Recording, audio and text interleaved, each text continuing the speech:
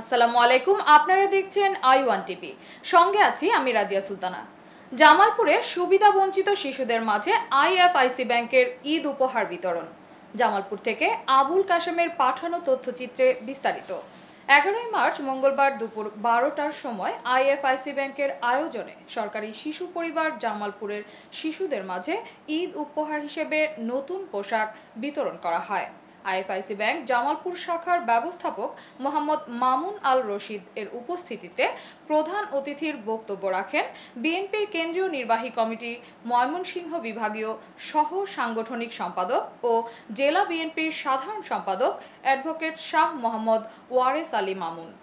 বিশেষ অতিথি বক্তব্য রাখেন সমাজসেবা দপ্তরের উপপরিচালক আবু ইলিয়াস মল্লিক, জামালপুর প্রেস ক্লাবের সভাপতি হাফিজ রায়হান সাদা, জেলা মহিলা দলের সাধারণ সম্পাদক সেলিনা বেগম, সাংবাদিক এম.এ. জলিল সহ অন্যান্য নেতৃবৃন্দ। পরে দেশব্যাপী সকল জেলাসমূহে পবিত্র রমজান মাসব্যাপী এই কর্মসূচি পালন করেছে আইএফআইসি ব্যাংক। সুবিধাবঞ্চিত জনগোষ্ঠীর আর্থ-সামাজিক উন্নয়নে আইএফআইসি ব্যাংক সারা বছর বিভিন্ন ধরনের কার্যক্রম পরিচালনা করে আসছেন। এতক্ষণ সঙ্গে থাকার জন্য ধন্যবাদ। আই1 টিভির নিয়মিত আপডেট পেতে ভিজিট করুন আমাদের ওয়েবসাইট, ইউটিউব ও ফেসবুক পেজে।